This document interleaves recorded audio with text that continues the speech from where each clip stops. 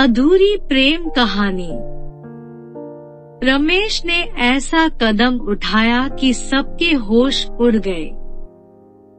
अंजना और रमेश दिल्ली के एक छोटे से कस्बे में रहते थे। दोनों बचपन से एक ही साथ पढ़ते थे। दोनों एक दूसरे से बहुत प्यार करते थे। यह उनको पता नहीं था कि लव स्टोरी में इतना बड़ा मोड़ आएगा। एक दिन की बात है, जब रमेश कॉलेज से आ रहा था तो किसी गाड़ी ने अंजना को टक्कर मार दी, जिससे अंजना की हालत काफी नाजुक हो गई। रमेश को कुछ समझ नहीं आ रहा था। वो वही जोर जोर से चिल्लाने लगा जैसा कि फिल्मों में आप देखे होंगे। रमेश को कुछ भी समझ में नहीं आ रहा था। वह ऐसे हालात में अंजना को कैसे बचाए, कुछ ही समय बीता था। अंजना की हालत काफी नाजुक हो गई थी। ऐसे में रमेश ने अंजना को हॉस्पिटल लेकर पहुंचे। वहां डॉक्टर से अंजना को बचाने की गुहार लगाई। डॉक्टर यह देखकर काफी आश्चर्यचकित रह गया। इसके बाद अंजना के घर वालों को फोन करके जानकारी मिली। उसके घर वाले आए, रमेश को देखकर काफी खुश हुए। उन्होंने रमेश की काफी सराहना होगी। लेकिन जब डॉक्टर ने रमेश के द्वारा किया गया विनती को बताया, किसी भी हालत में बचा लीजिए, यह सुनकर उनके घर वालों के होश उड़ गए। क्योंकि रमेश को लेकर अंजना के घर वाले काफी शक करते थे।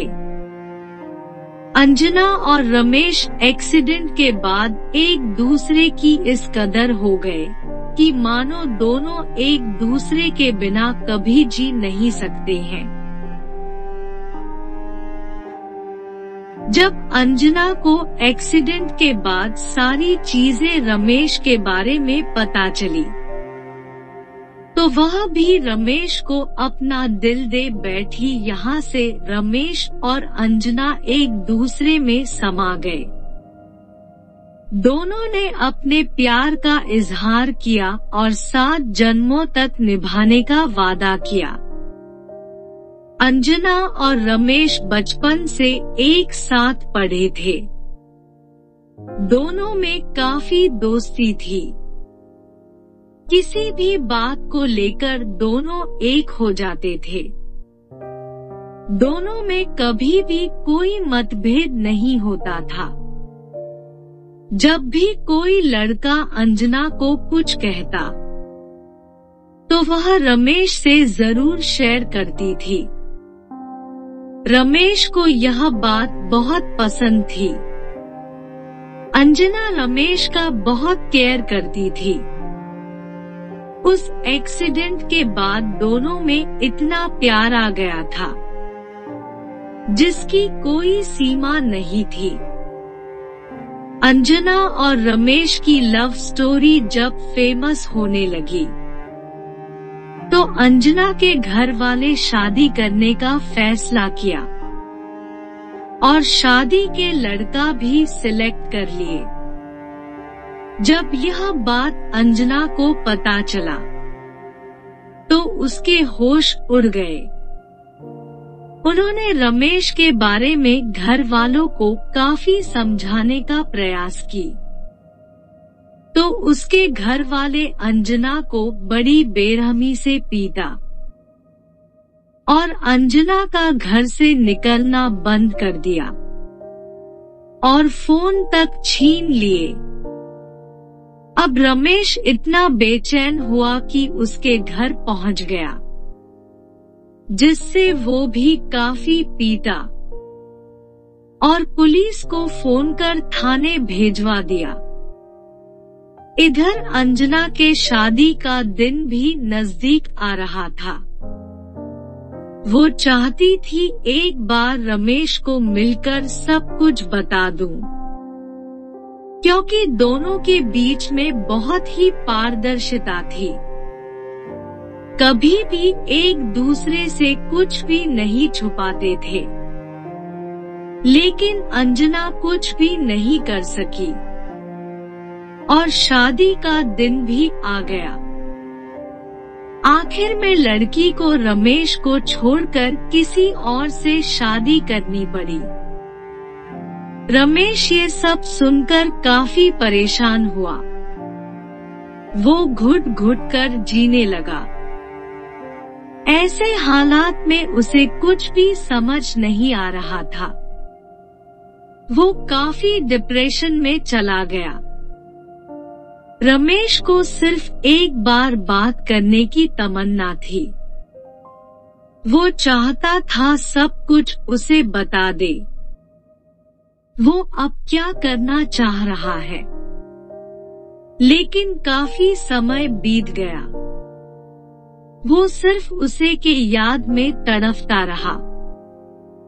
एक अंजना ने फोन किया, पूछा रमेश कैसे हो। सॉरी, मेरी शादी मेरे घर वाले जबरदस्ती कर दिए। मैं आपको कुछ बता भी नहीं सकी। अब जो हुआ सो हुआ, आप भूल जाओ। अच्छा, आपने शादी किया या नहीं? इस पर रमेश ने जवाब दिया, कभी नहीं करूँगा। मैं किसी से 7 जन्मों का वादा किया हूँ। इतना कहकर चीख चीख कर रोने लगा। फोन कट कर दिया। रमेश ने फैसला कर लिया था, अब नहीं जीना है। आखिर में रमेश ने उसी जगह खुदकुशी कर ली जहां दोनों हमेशा मिलते थे, और साथ में उसकी तस्वीर, यादें, सब कुछ वही रख दिया था। मरने से पहले अंजना के नाम एक संदेश भी लिखा था। अंजना, आप मजबूर थी शादी के लिए, तो आप बेवफाई की, लेकिन मैं तो अपना वादा निभा सकता हूँ। कभी भी मुझे गलत मत समझना। मेरी ये नींद काफी सुकून की होगी। जब से आपकी शादी हुई थी कभी भी सो नहीं पाया हूँ। अंजना यह जानकर काफी रोने लगी। उस समय ससुराल में ही थी।